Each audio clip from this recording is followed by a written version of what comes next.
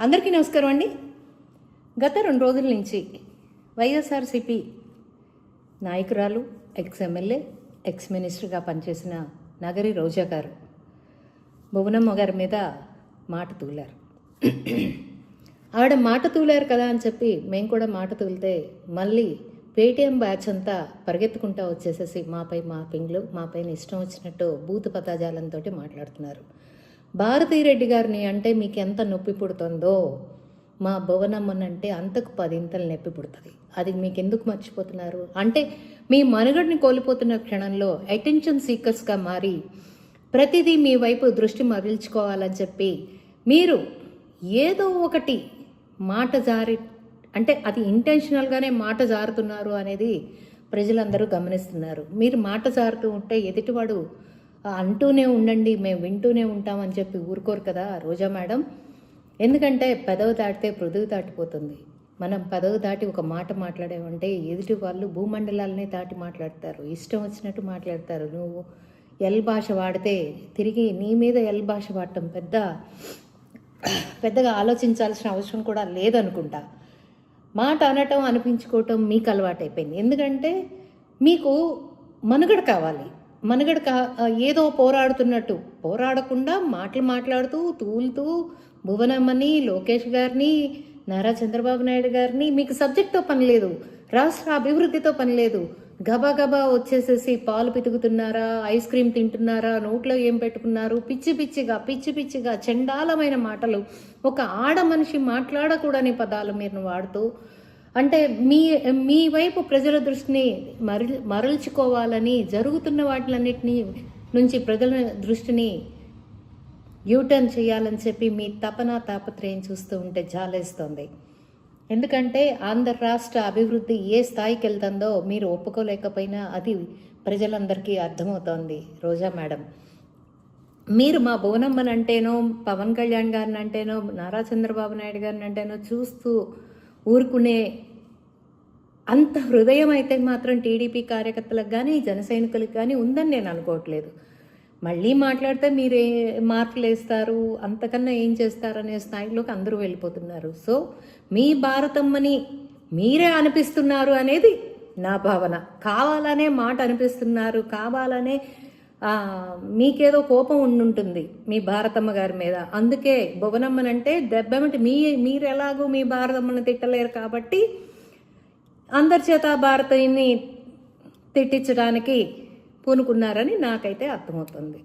So ఏంటంటే ముందు మీరు మాట్లాడటం సరిగ్గా నేర్చుకుంటే ఎదుటి వాళ్ళు మాట్లాడే విధానాన్ని కూడా వాళ్ళు మార్చుకుంటారు. మీరు సబ్జెక్ట్ మీద మాట్లాడితే ప్రతి ఒక్కరు సబ్జెక్ట్ మీద మాట్లాడతారు. మీరు ఏంటండి అంతర్రాష్ట్రంలో 1500 ఇస్తానన్నారు, ఇంకా ఇవ్వలేదు. నిరుద్యోగ భృతి ఇస్తానన్నారు, ఇంకా ఇవ్వలేదు. రైతు భరోసా ఇస్తానన్నారు, ఇంకా ఇవ్వలేదు. రైతు భరోసా ఇవ్వలేదని మీకు ఎవరు చెప్పారు? ఏ రైతులు చెప్పారు? రైతు భరోసా ఏ రకంగా ఇచ్చారో మీకు తెలియకపోతే రైతులు వెళ్ళి అడగండి. మీరు గ్రౌండ్ లెవెల్లో ఉండరు. మీరు టిప్ టాప్గా రెడీ అయిపోయి ఎక్కడో షికారులు చేస్తూ ఉంటారు, టైంపాస్గా రాజకీయాలు చేస్తూ ఉంటారు, టైంపాస్గా వచ్చి నిందలు మాటలతో గుడ్డలు కాల్చి మీదేస్తూ ఉంటారు. మీ టైప్ ఆఫ్ రాజకీయం ప్రజలందరికీ అర్థమైంది.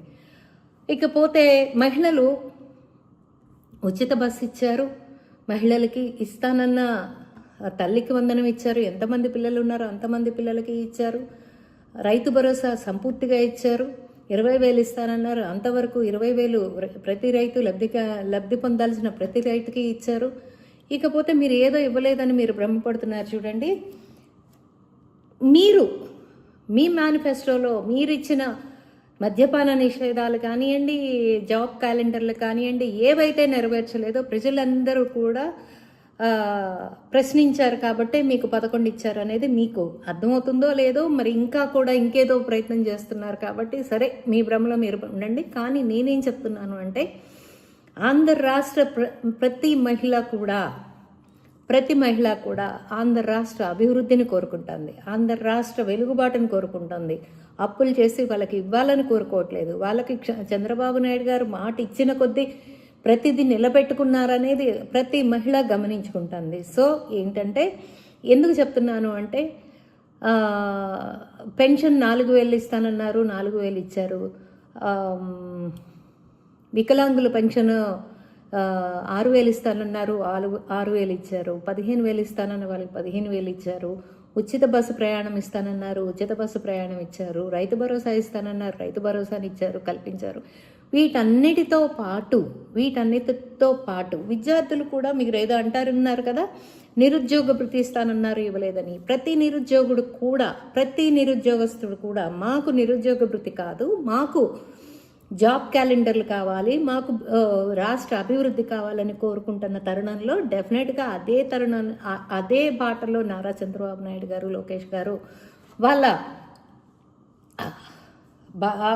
వాళ్ళ కష్టాన్ని తీసుకెళ్తూ ఉన్నారు. ఎందుకంటే దాంట్లో నిదర్శనంగానే మనకి అమరావతిలో క్వాంటమ్ వ్యాలీ కానివ్వండి, వైజాగ్లో గూగుల్ డేటా సెంటర్ కానివ్వండి, ఇప్పుడు ఉత్తరాదిన స్టీల్ ప్లాంట్ కానివ్వండి, ఇవన్నీ కూడా ఉద్యోగాలు ఎలా కల్పించాలి, ఆంధ్ర రాష్ట్రానికి ఆదాయాన్ని ఎలా తీసుకురావాలి, ఆంధ్ర రాష్ట్ర అభివృద్ధిని ఎలా చేయాలి, ఆంధ్ర రాష్ట్రానికి జీవితం ఎలా ఇవ్వాలి అని నారా చంద్రబాబు నాయుడు గారు, లోకేష్ గారు, పవన్ కళ్యాణ్ గారు, కూటమి ప్రభుత్వం అదే పందాలో అడుగులేసుకుంటూ అమరావతిని అభివృద్ధి పరుచుకుంటూ రోడ్లు వేసుకుంటూ ఒక పక్కన పోలవరాన్ని పూర్తి చేసుకుంటూ అన్ని కార్యక్రమాల్ని సంపూర్ణంగా చేసుకుంటూ వెళ్తున్న తరుణంలో మీరు దాన్ని ఒప్పుకోలేక, జీర్ణించుకోలేక మీ ఇష్టం వచ్చినట్టు భువనమ్మని అంటున్నారు.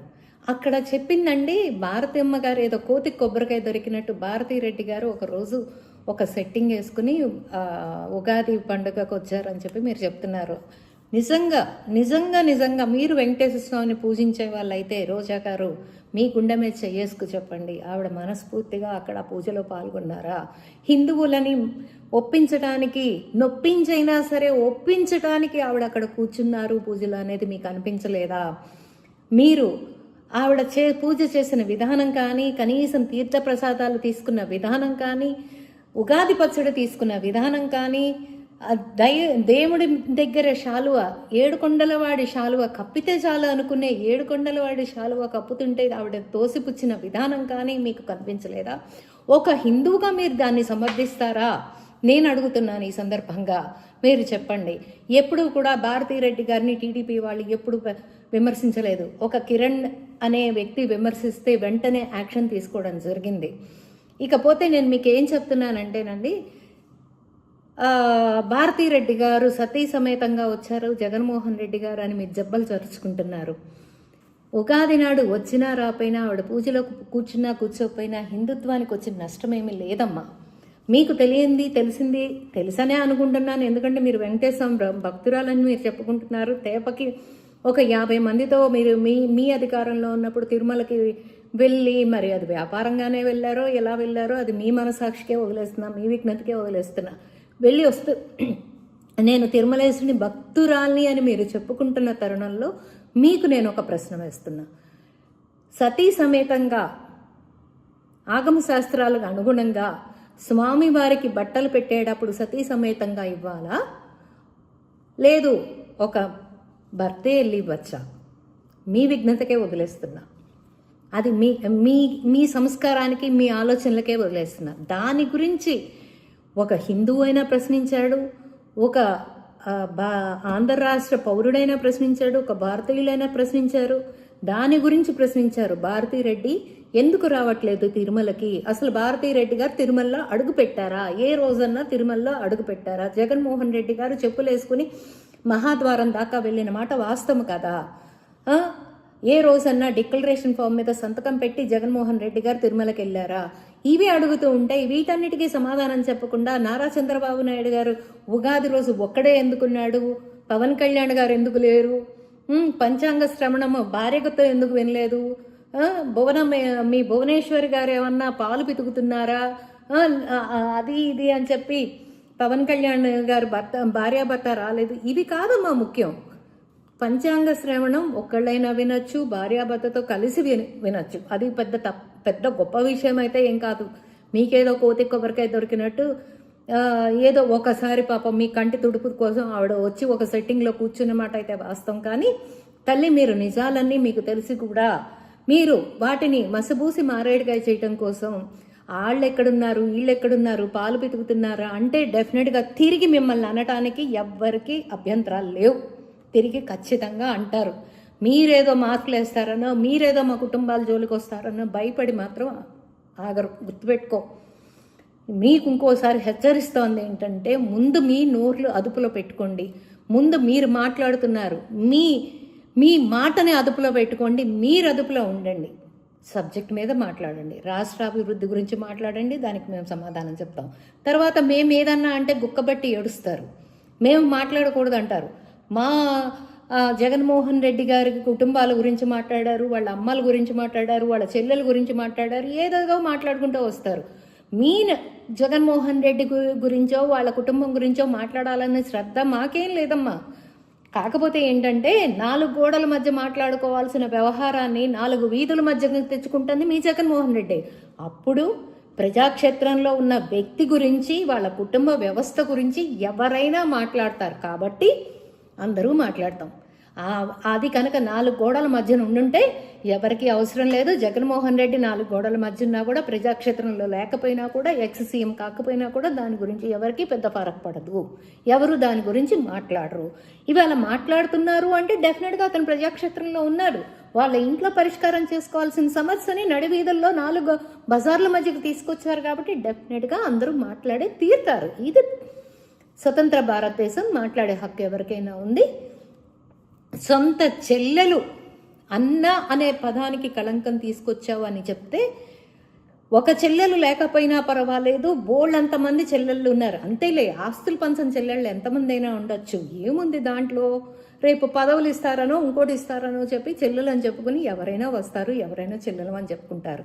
కానీ తోడబుట్టిన చెల్లెలకి న్యాయం చేయలేని వాడు ప్రజలకు ఎలా న్యాయం చేస్తాడు అనేది మా ప్రశ్న. తల్లి బజారుకు వచ్చి మాట్లాడుతుంది. ఒక లెటర్ రాసింది కొడుకు మీద. ఆస్తులు సరిగ్గా పంచలేదు, ఆస్తుల మీద కొడుకున్న శ్రద్ధ చెల్లెల మీద లేదు, మేనల్లుళ్ళకి చెందాల్సిన ఆస్తి హక్కులు సవ్యంగా ఇవ్వాలి అని చెప్పి ఒక తల్లి లెటర్ రాసింది. మీరేముంది, ఒక కొడుకు ఏదో తల్లి మీద చండాలమైన పదజాలాలు వాడుతూ వేశారా, మీరు వేయించవచ్చు. కానీ ఇక్కడ టీడీపీ చేయట్లా. ఇది ఒరిజినల్గా మీ ఇంట్లో మీ బాగోతో 4 బజార్లు 4 కూడళ్ళ మధ్యనకు వచ్చింది కాబట్టి ప్రతి ఒక్కళ్ళు మాట్లాడే పరిస్థితి వచ్చింది ఇక్కడ. అందుకని నేను ఏం చెప్తున్నాను అంటే, తల్లి మళ్ళీ వచ్చి ఇది రాజకీయం చేయొద్దు అంటారు. అమ్మ విజయమ్మ గారు, ఇది మీ ఇంటి సమస్య అయితే ఎవరికి మాట్లాడే ఫరక్ పడలే.